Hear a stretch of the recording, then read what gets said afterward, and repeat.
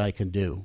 Growing our community is what's going to get us out of the problems we have, and working hard with the federal government and the state is going to allow us to keep Metro, at the level it needs to be. And I look forward to working with the board because, as I said, I am not the person to tell them what to do. They've done a wonderful job. We just need to get on the same page. They need an advocate. I know that MetroHealth is much more than a great trauma hospital. It's one of the region's finest. Some look at our current state and scratch their heads. I look at it and see abounding opportunity with my visionary leadership. That's what I bring, and we will work together, and I really mean that, to make Greater Cleveland the best location in the nation once again. Thank you. MetroHealth has traditionally been viewed as a healthcare provider for the uninsured, but it is also Cuyahoga County's single largest financial asset. And as Mark referenced earlier, we have yearly revenue of over $750 million. We employ over 6,000 people. We generate yearly payroll taxes to the city of Cleveland of more than $7 million and attract over $40 million in research dollars to Greater Cleveland.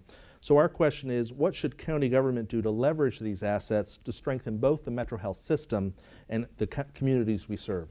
The one thing I've learned in the last 40 years doing business turnarounds is that I know what I don't know. And as a result of that, I have been very successful over the last 40 years. I've owned over 24 companies. I've turned around many. And the key, to operations and to growing is to have someone on the ground who really understands that particular business. I always had a team that knew that business, and I worked with that team.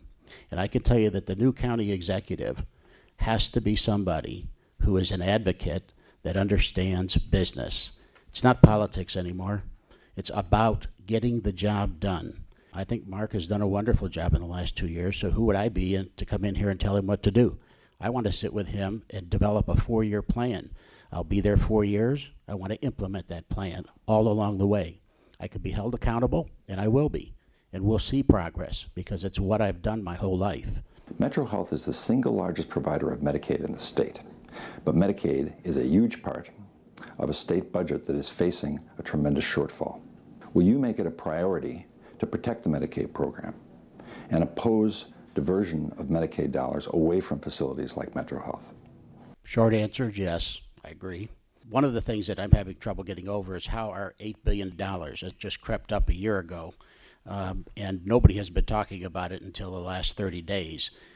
It is a big number. I'm not aware how the state was dealing with that, but I can tell you that in my administration, there will be no cut to Metro or those Medicaid dollars. As a matter of fact, we are one of the top 10 cities in the country. We're number 31 on dollars that come back to our state. That has to change. And the political games that are always played, people feel that they're doing a job and they're getting it done. But in business, when you're 10th largest and you're the 31st, those numbers don't work. So I'm going to work extremely hard on holding all of our politicians' feet to the fire. It is time for us to get the dollars back to Ohio that are necessary. What I thought stood out today was that everybody was talking about all the budgetary problems, all the financial issues that not only the state has, but not only the county, but the state also has all the financial issues. And there's a handful of candidates that are running that have been a part of the problem. I don't have any political constituency. So when this board tells me that something needs to get done, and we believe it, and the community believes it, we're going to get it done. It was a great forum. Well, I work in the manufacturing industry. Do consulting and project management for companies who are looking to improve their processes. So I had firsthand experience working with a company who was struggling to stay afloat and stay profitable. And when you have, politicians basically who seem more concerned with lining their pockets than taking care of these issues, it kind of takes your hope away. I feel both parties have let me down. Getting somebody truly independent is important, someone who's not going to toe anybody's party line. Jim and I have talked, and we like Ken. We like that he doesn't want to take the money for this job, his whole attitude, and we've decided that we would like to throw our support his way. Yeah, after watching the show, we can see that he's not beholden to any political party or anything like that. He's working on a set of values, and that's something that we can support. We need your help now. Show your support to the Ken Lanci campaign and help us finish the job we started last November. You want to tell people how your experience was was at the salon, hair salon. Oh, the hair salon. Yes. It was fun. There were a group of young ladies, teenagers, that had their nails done, and they were very happy.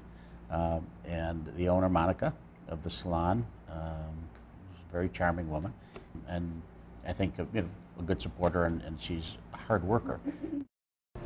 Hey, we're down here on the corner of Maple Grove and Mayfield, 4160 Mayfield actually, at a parent appreciation event for Ken Lanci.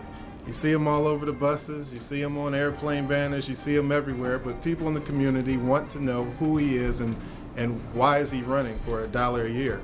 We're down here, as I said, at Kinky Curly Straight with some great young ladies who own the place, and Ken's going to have a chance to talk to them and talk to some of the children who he's sponsoring manicures for. So come follow me. We're here today with Monica of Kinky Curly Straight. That's right. And you've been in business about a year here. Well, I've been in the industry for over 26 years. Started out as a stylist about 26 years ago. Don't look that old. Right out of high school. Can you tell us what range of services that you offer here? We actually do everything here, from hair cutting to coloring, weaving. We also have a clothing store that we share the space with. Yeah, I noticed that. That was very nice up front. As well as we have an event planner and custom design, interior design person as well, and manicures and pedicures, which you Right. obviously know that. Yes. Yeah. You say you do more than just that you get involved with the community. And Absolutely. What kind of things are you doing? Well, our goal was to be a resource to the community. So we do classes and seminars here for the beauty professional. Then the community at large, the customer, the client. We provide workshops such as credit repair workshops. We provide workshops on how to manage and maintain your hair free of charge for the client that's going through transitions. We actually had an author here who did a talk on relationships. So we try to be a resource. We try to be open to being a place where the community can come and get more than just the hairdo. Sure. That's great. All right. Well, thank you very much today. Enjoyed that. Thank you. Well, we would just like to thank Ken for providing the Parent Appreciation Day for the children. That goes right in alignment with what we believe here at Kinky Curly Straight, being a resource to the community. I can appreciate him just taking the time out to give back to the community and to provide that resource for our children. We really appreciate that.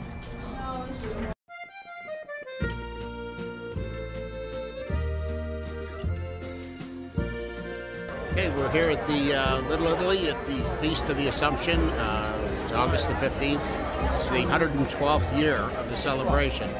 It has been something that I've been coming to. I'm sure my mother brought me down here the year I was born in 1950. And I probably, out of my 60 years, have been here for 45 of them. So we've had a great time. It's a wonderful family tradition. A lot of families here, a lot of people enjoying good food, good times, and it'll be continuing long beyond me.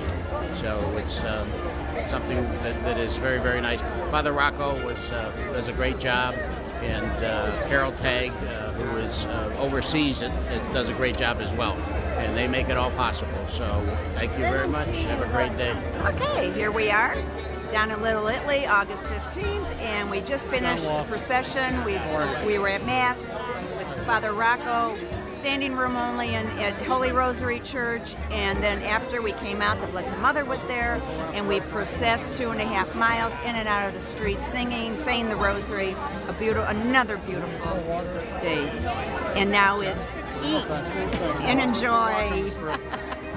I've been here at La Dolce Vita for 21 years. I've been here for every feast my whole life. We celebrated my Aunt Mary's birthday, which was August 15th, and a very special aunt of ours. And it's been very meaningful to my whole family. On my father's side is Ken Lanci, who has marched in a procession just about every year that I can remember. And he's been a big part of the feast and a big part of the family. Hardworking, tenacious human being who has helped many members of the family and many friends. And I believe All of us at La Dolce Vita and all of us in Little Italy and the city of Cleveland and Cuyahoga County will do very well with Ken Lanci as our county executive. Well, we're at the Feast of the Assumption, which is something that Ken feels very personal about. For over 60 years, his mother marched in the procession after the Holy Mass, and Ken's kept that tradition going ever since his mother passed away. So it's a respectful time, and Ken is obviously respectful of the fact that this is an important day in Christian theology. And so we're handing out fans today that has the rosary on it, a non-political message, but a very important message for the world to hear.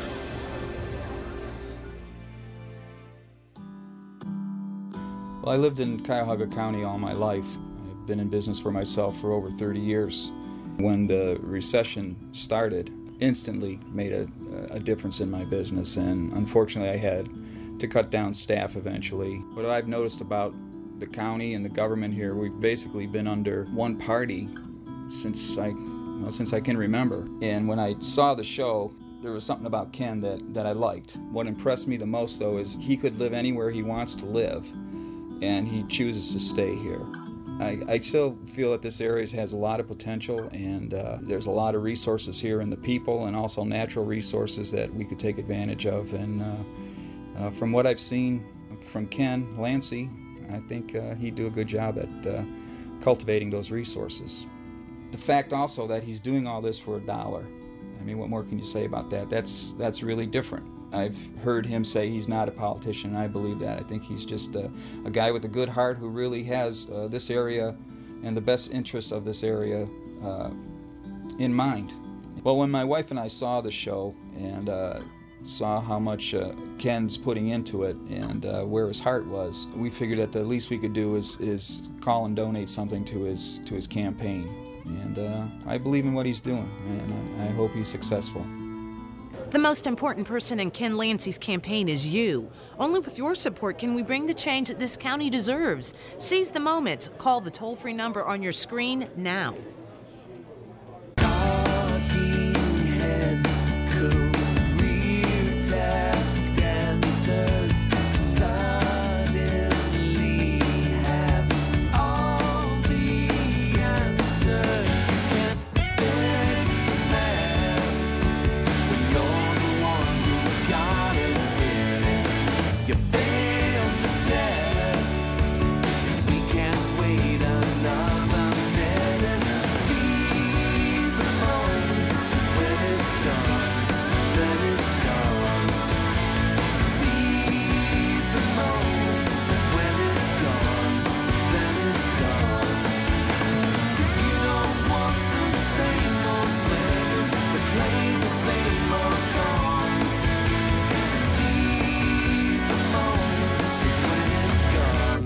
Then it's gone.